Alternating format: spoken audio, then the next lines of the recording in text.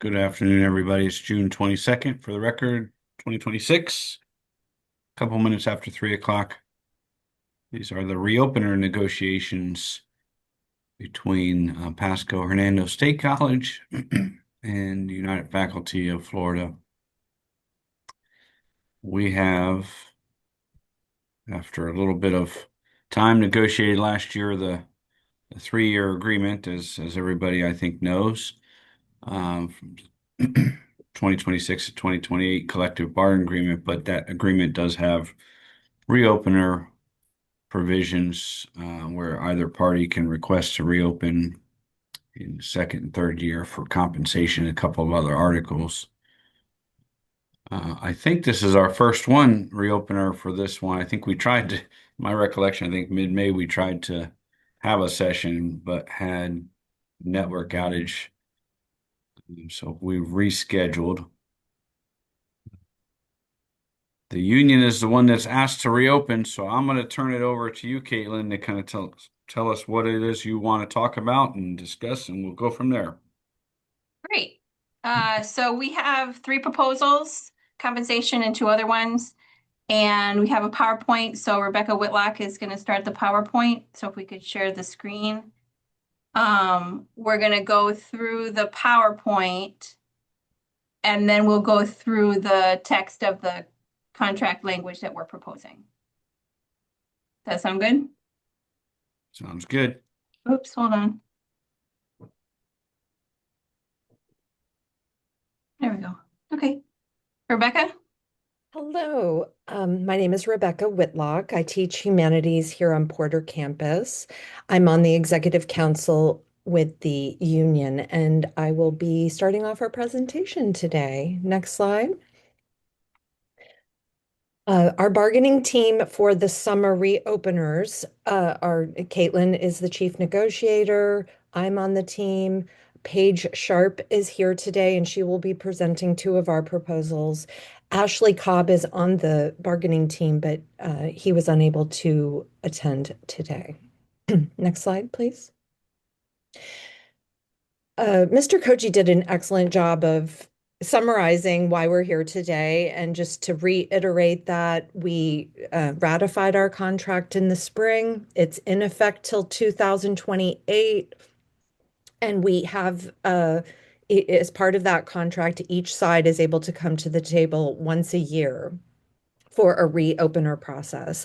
And yes, our May scheduled date was postponed. So we have today. In a few weeks, we have July 15th. Those are the two reopener items that we have on the calendar. So in this proposal, we're each entitled to negotiate two articles and compensation. Next slide. If anyone would like to look at the collective bargaining agreement, it is available online. Here's the QR code, and that is publicly available. But for today, we're going to make a proposal, next slide, on Article 10 and Article 7. And these are related to faculty contracts and recertification and faculty evaluations. And then we also have a proposal related to compensation. So to start with the first two articles, Paige Sharp, my colleague, is going to present those proposals. All right, thank you, Rebecca. Hi, everyone. I'm Paige Sharp. I'm going to start off by discussing our first reopener proposal for a contract working group. This is going to address Article 10, which refers to continuing contract and recertification requirements. The concept of the working group would be a group of individuals from the college, half admins appointed administrators and half union appointed faculty, who would get together and help us be a little bit more clear and concise about the requirements for continuing contract and recertification. This working group would be proposed to meet twice in fall of 2026 and twice in spring of 2027, culminating in a proposal that would be ready by April of 2027. And I'll speak to my recent experience on why this is being proposed. I recently put my portfolio for continuing contract forward And that process for me, it was very well supported. I will say my administrators gave me the rubric that I was looking to complete and all of the IMMs that refer to continuing contract and what needs to be in the final portfolio. And I had plenty of faculty colleagues who were willing to give me their successful portfolios in order to compare to see what I should add and organization and what have you. I did notice, though, that many of my colleagues' portfolios looked wildly different from each other. And I kind of put things together, hoping I checked off all the boxes and put it forward, thinking, well, if that's not quite what they wanted, I'm sure they'll tell me. So this working group would basically look to marry the help that I got from my administrators and the help that I got from my colleagues into a single working group to kind of make those expectations and requirements more clear and concise, so that way the process goes smoothly and a little bit quicker for everybody involved. Make sure that we're hitting all of our points there for that, get that collaboration going. I'm ready for our second proposal.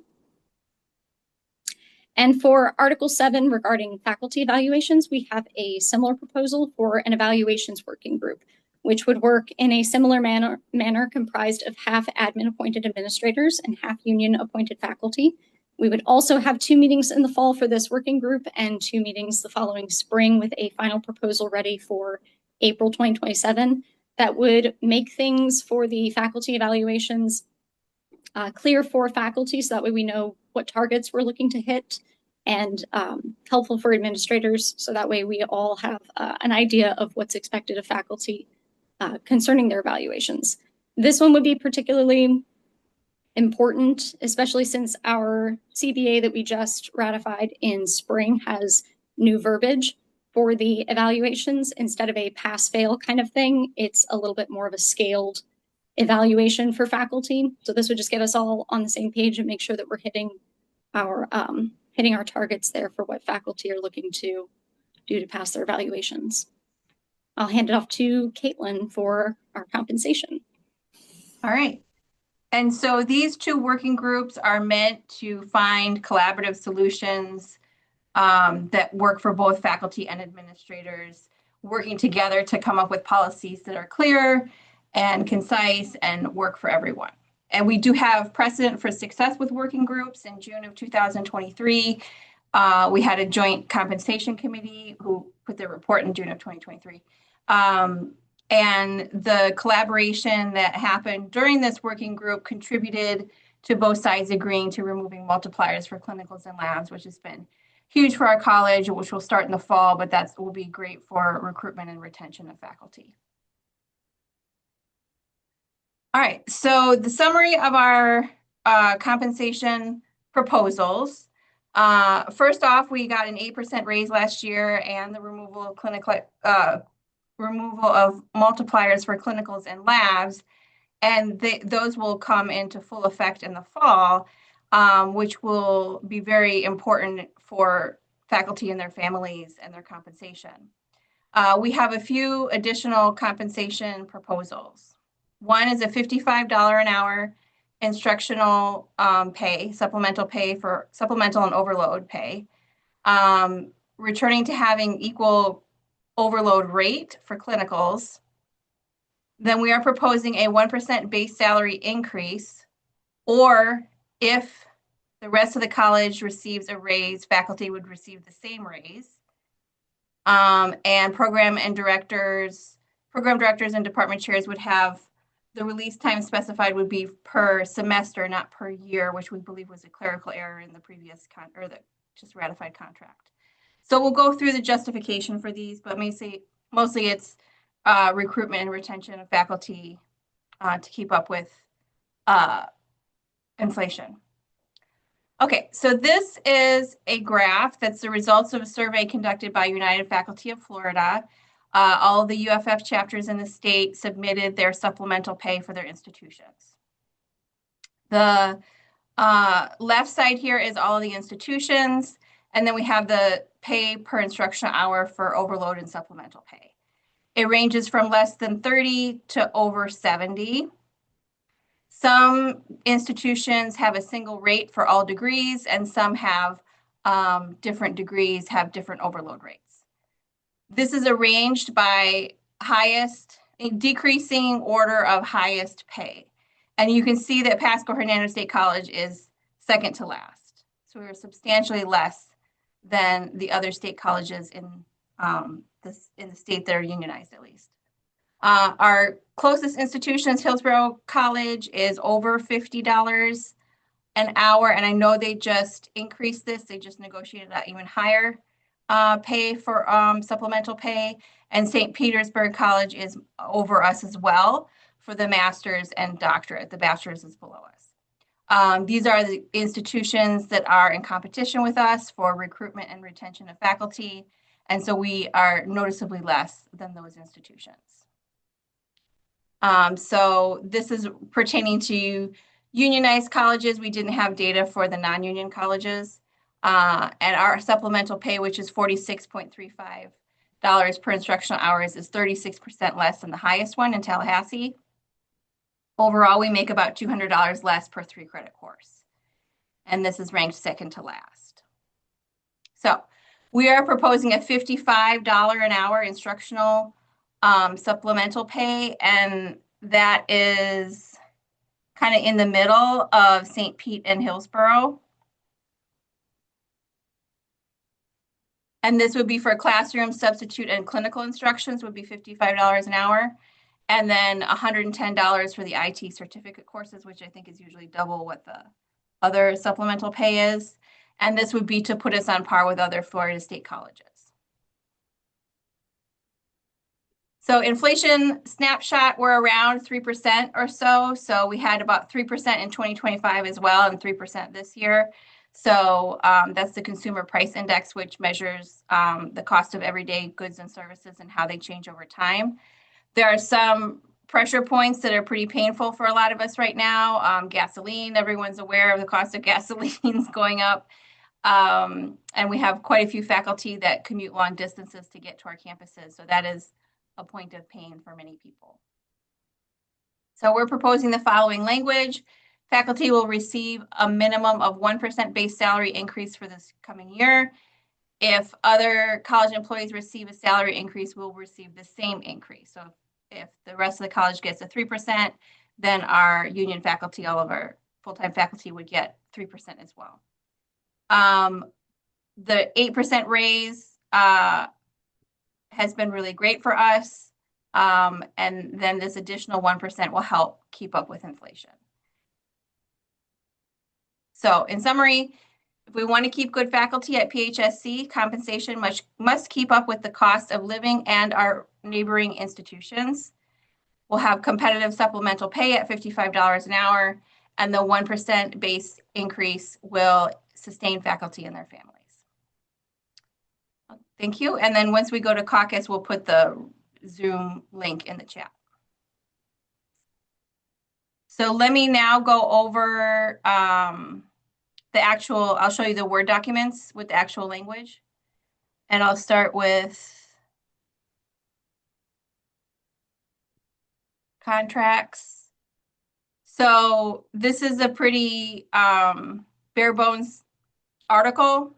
So this working group would help include more detail that would clarify the procedures and expectations. But having this as a working group means that both sides' perspective will be valued, and we can work something out in a kind of more efficient way than you can in a collective bargaining process. The working group will create a document of proposed revisions, but then all changes are subject to the collective bargaining process. So this working group would not be able to change the policies, only propose a new document, which would then go through the normal collective bargaining process that would be in the sunshine and so on.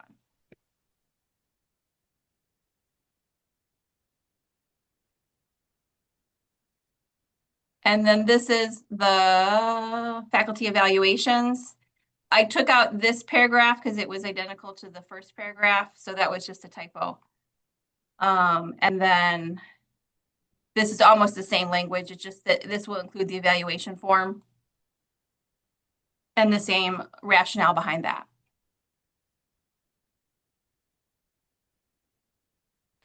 And then compensation. So all this would remain the same. Here's the language about the raise.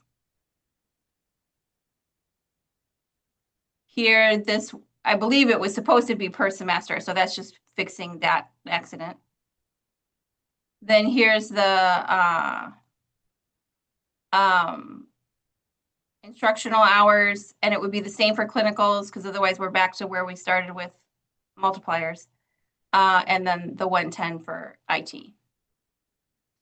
And that is it. So I'll take any questions from administration.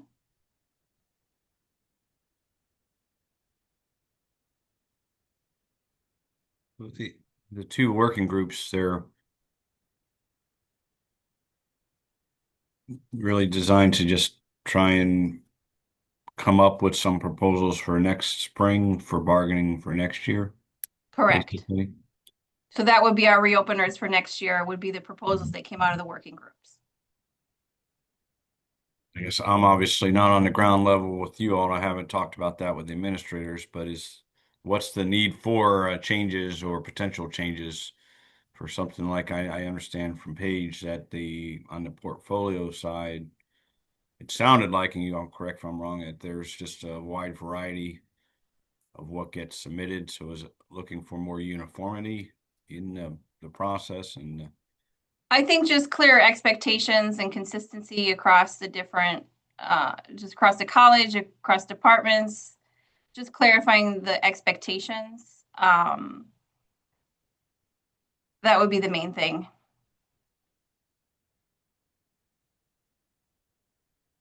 and kind of the same thing with the faculty evaluations. Mm-hmm. We can do a caucus, but before we do that, and Dr. Pilley or anybody on the administration side, do you have any questions as to what the intent of those processes would be? No, we can caucus on it, Brian. Those are valid points I want to look into, and my only question on the compensation, would that now affect adjuncts as well? If we are, The adjuncts are not in United Faculty of Florida, yes, FHSC, so they're not in our union. So we won't bargain on behalf of them. If the administration wants to also increase the adjunct rate, then that would be the administration's decision. We would certainly support that. I think that would also just help full-time faculty as well, because a lot of times we are teaching classes that we don't want to teach as supplemental and overload pay because we can't find an adjunct. So having more competitive rates for adjunct would improve the lives of full-time faculty, but that's not in our purview. No, I got you. Yeah. I hear you. It's just, I'm just thinking through Yeah. the large scale, repercussions of that. Yeah. Okay, well, I don't have any other question. I certainly understand the proposals. Obviously, you all, I'm sure, paying attention where we are in tough and uncertain financial times at the moment. I know the budget has not yet been signed by the governor on the compensation piece in particular. Some of this we may need to defer or discuss going into the fall, which is not ideal, of course, but it is the reality for us. But what I'd suggest is let us do a quick caucus, kick around some of these ideas, see what questions we may have, come back, and we might have some responses or at least some ideas today. We do not have any specific proposals on the administration side to make any changes to the current agreement. We are looking at things. For example, the legislature has tweaked the labor law once again this year, so we're looking through our agreement to see if there's anything that needs to be changed as a result of that. Nothing obvious jumps out at us in that regard, but we are going through that a little bit more detailed. So we're looking at that angle. We may have a proposal along those lines in addition to responses to the union's proposals. We'll not have that today for you, but potentially if there are proposals next time around or as we move through this process. But unless there's something else, Yeah, I know there was some discussion about changing the sick leave accrual for faculty to be 7 hours a month, so it would match up with our 35-hour work week. Is that still something you're planning on proposing in collective bargaining? I'd have to talk about it Okay, in the caucus. I'm not certain on where that stands at the moment, but let us discuss it. okay, all Um, right. Let's see, let me put the chat for, or not the chat, what do you call that? No. Um, The the link, Zoom room. Give me a moment, please.